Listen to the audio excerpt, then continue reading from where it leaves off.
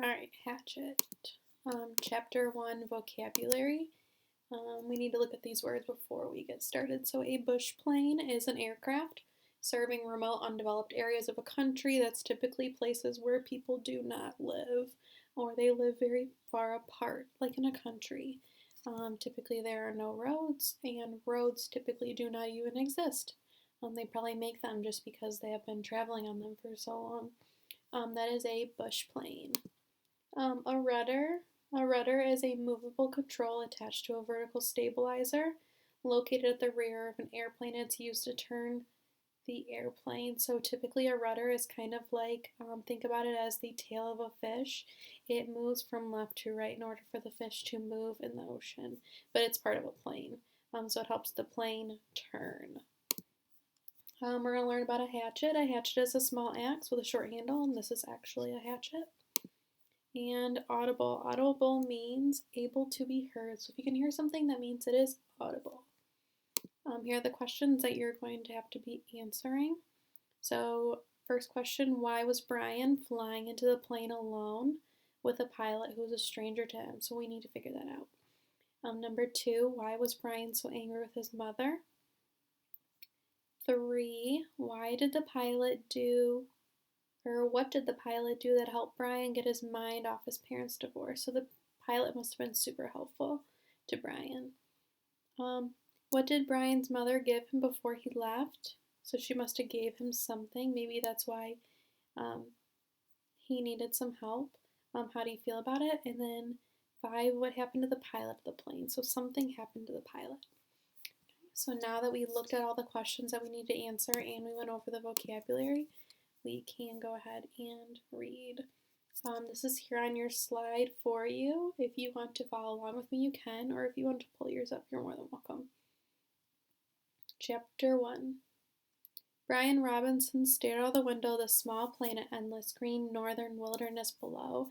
It was a small plane, a Cessna 406, a bush plane, and the engine was so loud, so roaring and consuming and loud, and it ruined any chance for conversation.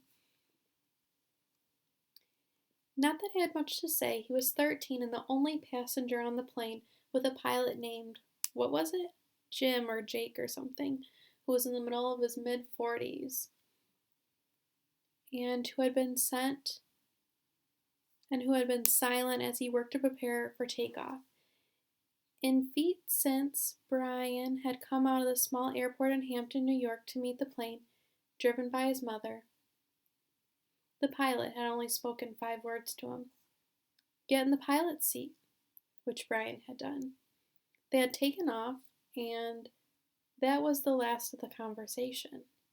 There had been initial excitement, of course. He had never flown in a single-engine plane before, and had to be sitting in the co-pilot seat with all of his controls right there in front of him, and all the instruments in his face as the plane clawed for altitude. That means it went up for altitude.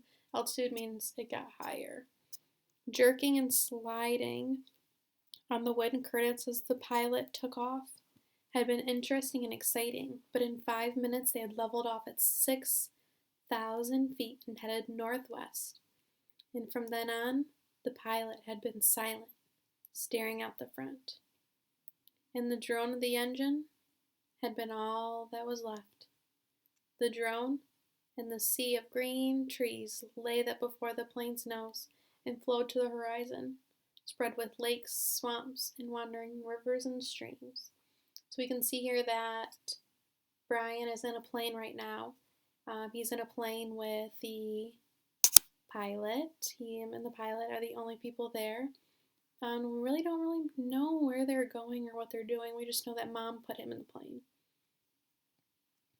Now, Brian sat, looking out the window with the roar thundering through his ears, and tried to catalog what had held up to his taking this flight. The thinking started. Always, it started with a single word: divorce. It was an ugly word, he thought, a tearing, ugly word that means fights and yelling. Lawyers. God, he thought. He hated how lawyers who sat with their comfortable smiles, and he tried to explain to them in legal terms how that he lived in was coming apart. and all the breaking and shattering of all the solid things. His home, his life, all solid things. Divorce. A breaking word, an ugly breaking word. Divorce. Secrets. So right now Brian's worrying about something. What's he worrying about? He's worrying about his parents' divorce. It's kind of making him upset and angry. Let's see if his mind changes about this or how this affects him. Divorce, secrets? No, not secrets as much as the secret. What he knew and what had not told anybody. What he knew about his mother that had caused the divorce. What he knew. The secret. The divorce. The secret. Brian felt his eyes beginning to bum, and he knew there would be tears. He's feeling sad right now. He's about to cry. He feels his eyes like swelling up. He had cried for a time, but that was gone now. He didn't cry now. Instead, his eyes burned, and tears came. The seeping tears that burned, but he didn't cry. He wiped his eyes with a finger and looked at the pilot out of the corner of his eye to make sure he hadn't noticed the burning and tears. The pilot sat large, his hands lightly on the wheel, feet under rudder pedals. He seemed more a machine than a man, an extension of the plane. On the dashboard in front of him, Brian saw dials, switches, meters, knobs, levers, cranks, lights, handles that were wiggling and flickering, all indicating nothing that he understood, and the pilot seemed the same way. Part of a plane, not human. So right now Brian is in the plane with the pilot. The pilot's kind of acting like a robot. He's not really moving around or doing anything or talking. This paragraph right here says that he's seeing all the dials, switches, meters, knobs, levers, and cranks. He's seeing so many different things of this plane. Let's see what happens. When he saw Brian look at him, the pilot seemed to open up a bit and he smiled. Oh, this is exciting. Ever flying the co-pilot seat before?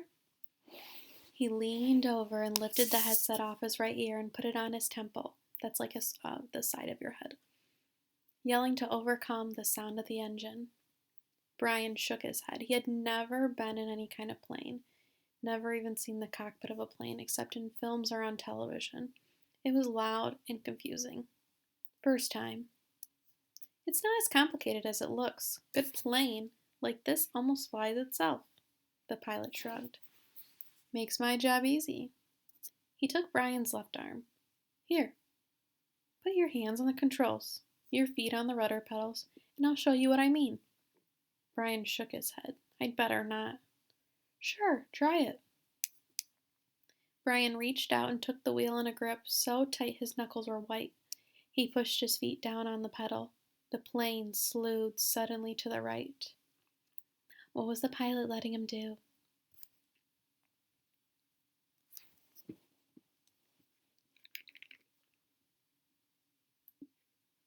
That's right, the pilot was letting him fly the plane. Not so hard. Take her light, take her light. Brian eased off, relaxing his grip. The burning in his eyes was forgotten momentarily as the vibration of the plane came through the wheel and the pedals. It seemed almost alive. See? The pilot let go of his wheel, raised his hands in the air, and took off his feet.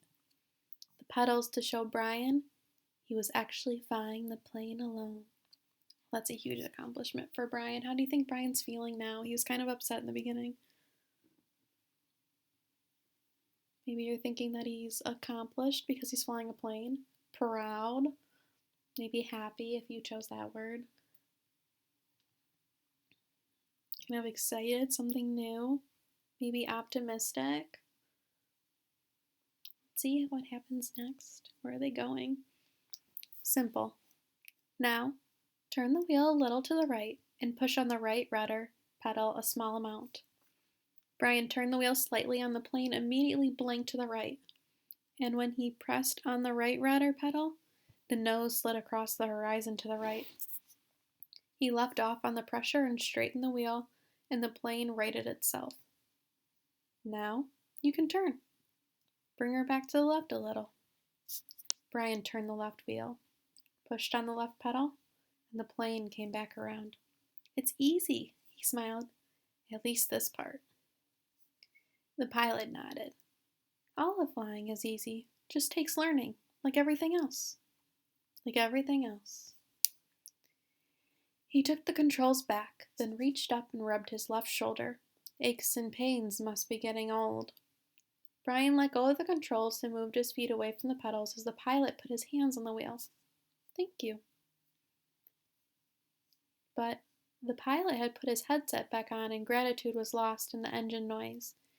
Things went back to Brian looking out the window at the ocean of trees and lakes. The burning eyes did not come back, but the memories did. Came flooding in, the words, always the words. Divorce, the secret, fights, split, the big split. Brian's father did not understand as Brian did. Knew only that Brian's mother wanted to break the marriage apart. The split had come and then the divorce, all so fast, and the court had left him with his mother, except for the summers and what the judge called visitation rights. So formal. Brian hated judges as he hated lawyers. Judges that leaned over the bench and asked Brian if he understood where he lived and why. Judges who did not know what really happened. Judges with the caring look that meant nothing as lawyers and legal phrases that meant nothing. So we're going to stop right here. When people get married, if they don't want to be married anymore, they have a divorce, and typically kids can either, the judge decides who they get to live with, and they have to split the time between mother and father, so that's what they're trying to figure out right now. Alright, let's see. In the summer, Brian would live with his father, so that's what they decided. In the summer, Brian would go to his father's, and then the rest of the year he'd be at his mom's. In the school year with his mother. That's what the judge said after looking at the papers on his desk and listening to the lawyers talk. Words. Now the plane lurched slightly to the right, and Brian looked at the pilot. He was rubbing his shoulder again, and there was a sudden smell of body gas in the plane. Brian turned back to avoid embarrassing the pilot, who was obviously in some discomfort. Must have had stomach troubles. He thought he farted. So this summer, he's going back and forth right now between what he's seeing and what's in his head. So right now he's going back to his parents' divorce in his head right now. So this first summer when he was allowed to have visitation rights with his father, with the divorce only 1 month old, Brian was heading north. Oh, he was going north. That's why. This is where we're at right now. His father was a mechanical engineer who had designed or invented a new drill bit for oil drilling, self-cleaning, self-sharpening bit. He was working in the oil fields of Canada, up in the tree line where the tundra started and the forest had ended. Brian was riding up for New York with some drilling equipment. It was lashed down in the rear of the plane next to the fabric bag the pilot had called a survival pack, which had emergency supplies in case they had to make an emergency landing. They had to be specifically made in the city. Riding in a brush plane with a pilot named Jim or Jake or something who had turned to be an alright guy, letting him fly and all. Okay, so we can stop right here for a second. Brian is a boy who is going to visit his dad because it is his time, so he's going to visit his dad, and it is in the summer, and he is currently in the plane with them right now, and he's smelling something that kind of smells like a fart or a gassy smell. So let's see what happens next. Except for the smell, now there was a constant odor, and Brian took another look at the pilot, found him rubbing the shoulder and down the arm now. Die left arm, letting go more gas and wincing. Probably something he ate, Brian thought. He's like rubbing his arm right now. His mother had driven from the city to meet the plane at Hampton, where it came to pick up the drilling equipment. A drive in silence, a long drive in silence. 2.5 hours of sitting in the car, staring out the window just as he was now staring out of the window of the plane.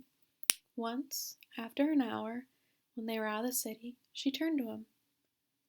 Look, can't we talk this over? Can't we talk this out? Can you tell me what's bothering you? And there were the words again. Divorce, split, the secret. How could he tell her what he knew? So he had to remain silent, shook his head, and continued to stare unseeing at the countryside. And his mother had gone back to driving only to speak to him one more time before they were close to the Hampton. She reached over the back seat and brought up a paper sack. I got something for you, for the trip.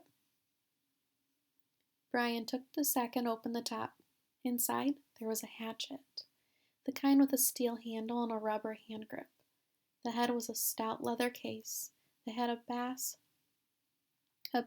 riveted belt loop. It goes on your belt. His mother spoke now without looking at him. There were some farm trucks on the road now, and she had to weave through them and watch traffic. The man at the store said you could use it, in the woods with your father. Dad, he thought, not my father. My dad. Thanks, it's really nice. But the words sounded hollow, even to Brian. Try it on, see how it looks on your belt. And he would normally have said no. It looked too hokey to have a hatchet on your belt. Hokey kind of means like odd. There were normal things he would say, but her voice was thin. Had to sound like something thin that would break if you touched it. And he felt bad for not speaking to her. Knowing what he knew, even with the anger, the hot white of his anger at her, he still felt bad for not speaking to her. And he had so much. And so to humor her, he loosened his belt and pulled the right side out and put the hatchet on and rethreaded his belt. So he kind of felt bad for not talking to Mom, so he decided to put the belt on her from the gift. The hatchet has a little loop on it where you can attach it to your belt. Kind of like how police officers have all that stuff on their belt. It's because there's little loops that they can attach it to just a normal belt. Scooch around so I can see. He moved around the seat, feeling only slightly ridiculous. She nodded. Just like a scout, my little scout. And there was a tenderness in her voice that she had when she was small, the tenderness that she had when he was small and sick with a cold. She put her hand on his forehead, and the burning came into his eyes again, and he had turned away from her, looking out the window. Forgotten the hatchet on his belt, and so arrived at the plane with the hatchet still on his belt. Because it was a bush flight from a small airport, there had no security and the plane had been waiting, with the engine running when he arrived, and he grabbed his suitcase and backpack and run for the plane without stopping to remove the hatchet. So, it was still on his belt. At first he had been embarrassed, but the pilot had said nothing about it, and Brian forgot it as he took off and began flying. The smell now. Bad. Brian turned again to glance at the pilot, who had both hands on his stomach and was now grimacing in pain, reaching for the left shoulder again as Brian watched. Don't know, kid. The pilot's words were in a hiss, barely audible. Bad aches here, bad aches. Thought it was something I ate, but...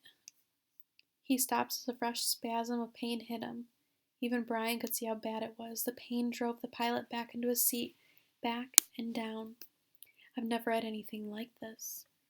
The pilot reached for the switch on his mic cord, his hand coming up in a small arch from his stomach, and he flipped the switch and said, "This is flight 46. And now, a jolt took him like a hammer blow, so forcefully that he seemed to crush back in the seat. And Brian reached for him. He could not understand at first what it was, could not know. And then he knew.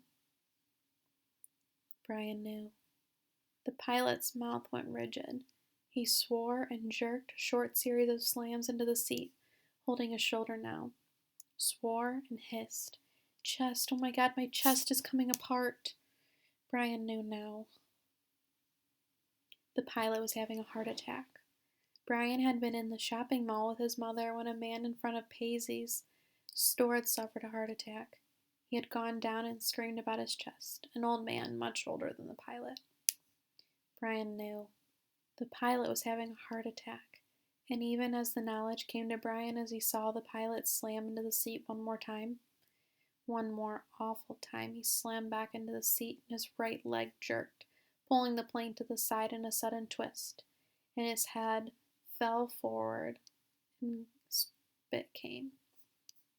Spit came from the corners of his mouth, and his legs contracted up into the seat, and his eyes rolled back in his head until there was only white. So right now, Brian is in the plane with the pilot, and something happened to the pilot. Yep, the pilot is having a heart attack, and Brian's witnessing this right now, and he hasn't really decided what to do, but this is what's happening. Only white for his eyes, and the smell became worse, filled the cockpit, and all of it so fast, so incredibly fast that Brian's mind could not take it at first, could only see it in stages. So he's kind of going into shock. Typically, when you see something that kind of gives you a lot of nervousness or like something scary going on, typically you see it in like little moments, but you don't really remember like the entire picture. I mean, sometimes you do, but most of the time you remember it in little snippets. The pilot had been talking just a moment ago, complaining of the pain. He had been talking. Then the jolt had come. The jolts that took the pilot had come. And now Brian sat there. And there was a strange feeling of silence in the thrumming roar of the engine. A strange feeling of silence and being alone. Brian was stopped. He was stopped. Inside, he was stopped. He must have been like stunned or shocked, so everything, he was in complete shock, just kind of like froze around him. He could not think past what he saw, what he felt. All was stopped. The very core of him, the very center of Brian Robinson's, was stopped and stricken with a white flash of horror. A terror so intense that his breathing, his thinking, and nearly his heart had stopped. Stopped. Seconds passed that became all of his life. And he began to know what he was seeing, began to understand what he saw, and that was worse.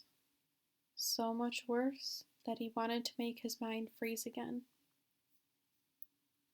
He was sitting in a bush plane, roaring 7,000 feet above the northern wilderness, with a pilot who had suffered a massive heart attack, and who was either dead or in something close to a coma.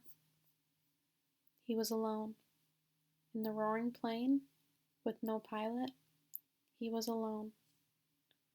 Alone. That is the end of chapter 1. So we can see here that Brian was going to visit his dad up north, and he was going to visit him for the summer. And when he was going to visit him, his mom put him on a plane, and while they were in the plane, the pilot had a heart attack, and right now Brian's trying to figure out what he needs to do to survive. Right now he's just kind of in shock and really doesn't know what to do. So we will have to read chapter 2 to find out what happens next.